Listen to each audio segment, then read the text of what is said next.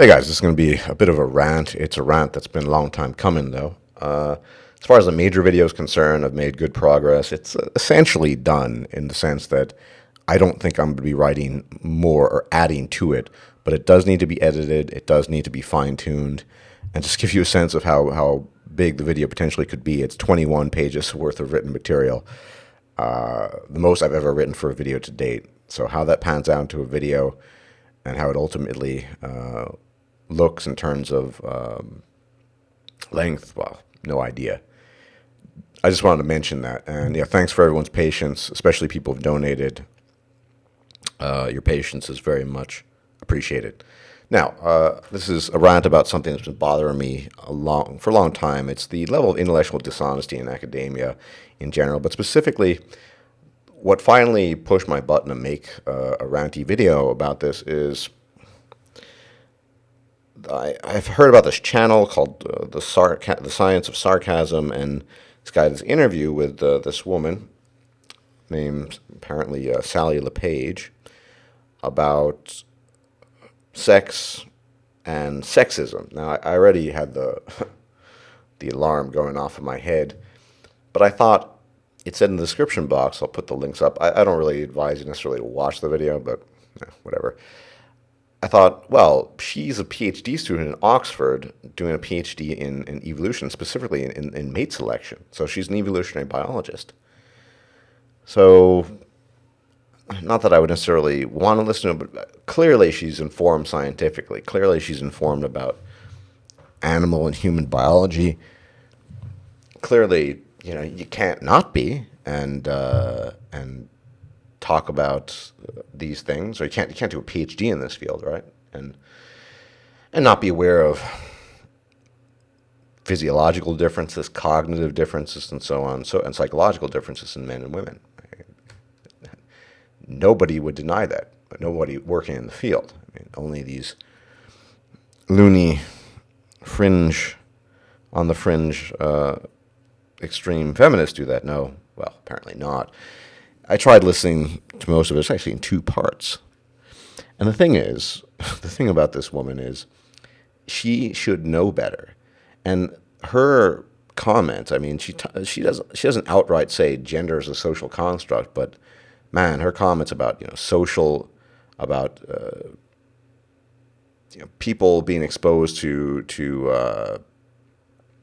test gender, the topic or the name of gender, then performing poorly on tests, and what else? Some other the nonsense she went on about the sexism and being hit on, and how the pictures of men in Oxford, old pictures from the 19th century of old white men in beards. I mean, and this is indicative of the old sexism. And then, of course, there are not enough women in science. And I mean, haven't we learned, and has not a person, an individual who should know this at least, learned about this stuff? I had this shred of hope that in this interview podcast, there would be the occasional insight or a bit of knowledge or something I hadn't learned or read about in this field of study, because, I'm quite old, but if I could go back in time, say 20 years, I probably would become an evolutionary biologist or psychologist. I mean, it's a field that interests me a great deal. And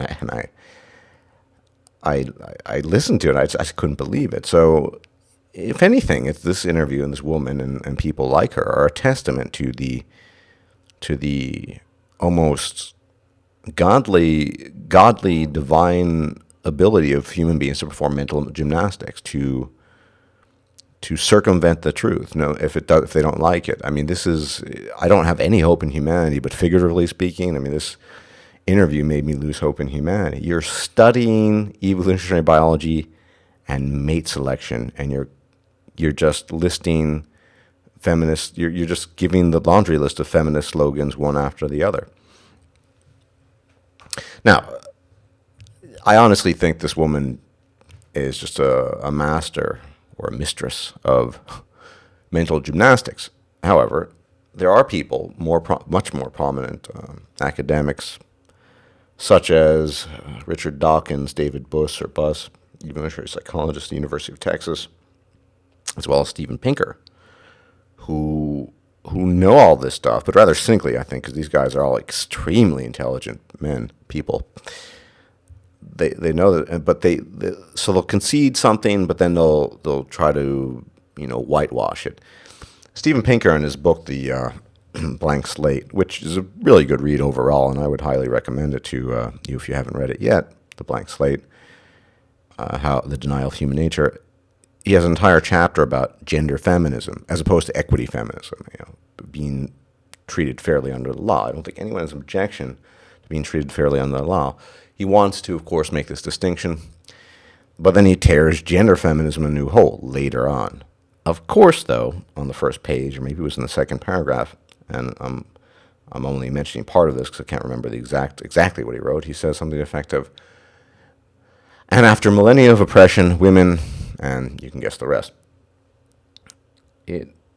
It's either a testament to the level of cynicism in academia that this guy, he can kind of only sort of talk about the truth, but when push comes to shove, he's afraid, maybe, or he actually believes it. I don't think a guy like Pinker believes that women were oppressed for millennia. I don't like any of these terms, oppressed. I don't even want to make it a contest, but both men and women, because of the environment of the past, had lots of fucking issues to deal with, and they all had to deal with it in their own way. And occasionally, women got the short end of the straw, and occasionally, and I would argue even more often, men did as well. And it was tit for tat. As I said, not entirely 50-50. Like I said, I think men are just less valuable for biological, reproductive reasons. But I don't like these terms, oppression. Let's describe circumstances as they were. For example, there'll be a public discussion. They'll talk about the women's right to vote and the fact that they never mentioned the fact that there were women who were opposed to acquiring voting rights because they thought they would have to. That would entail civic duty and the draft and all sorts of things like that. They never mentioned that. So I don't know. Academia is a strange place. I've been briefly involved in occasionally in the past, and then always seemed to manage to leave. Although in the stuff I did, the stuff I did is a bit like maths in the sense that it's hard to inject this kind of social stuff into it. However, it boggles the mind, either a little cynicism, or maybe it could be fear in the case of these guys like Dawkins or Pinker.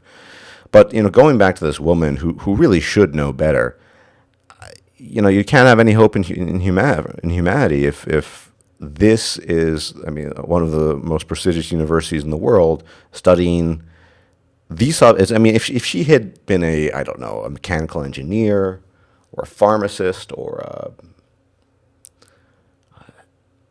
a mathematician even, I'd say, well, okay, she's towing the party line, the feminist slogans, okay. But she studies evolutionary biology and mate selection, PhD. And it just boggles my mind. This is pretty much the rant. I'm thinking about making a more formal video about this topic, about scientific reality and evidence, and academics or academia's reluctance in general to publish certain things that might upset people. I think this is very damaging because if we want to live in a world that is moving forward, and I talk about this in my forthcoming video, we really need to subscribe to as objective a reality as possible, and this is a disservice to making that move, I think. So anyway, this is just a rant, as I said, but I'm still in a bit of shock. You can't make this stuff up. This is someone who studies the field talking about social construction and gender social construction and how Lego toys are, made for boys and trick them about their I don't know. You know, it's mind-boggling. Less so with academic luminaries, because I think they're just worried about their paychecks and their reps. But I think they're just being cynical. But in the case of this woman, I'll post some link. I'll post the links. But you know, if you're interested in understanding and studying the stuff and talking about this stuff in an objective manner, that really doesn't take into account, frankly, whether people's feelings are hurt, it's hard to find it. People like to take bits and pieces of it if it fits their particular ideology, which I talk about in my forthcoming video, but it boggles the mind. I mean, this is just a disservice to science and human knowledge, and I think humanity. A person studying this stuff, she could have easily done a gender studies PhD, and her comments she made were on par with that. So instead of any new insight or knowledge, she just gave us the party line, and it's amazing. It's really amazing. Anyway, I'm going to keep it at that, just a rant, and I think I might talk about this at a later date in a more formal and detailed manner. As always, thanks for watching, and thank you for being patient. It really should be coming soon once I edit in and out the 21 pages worth of written material.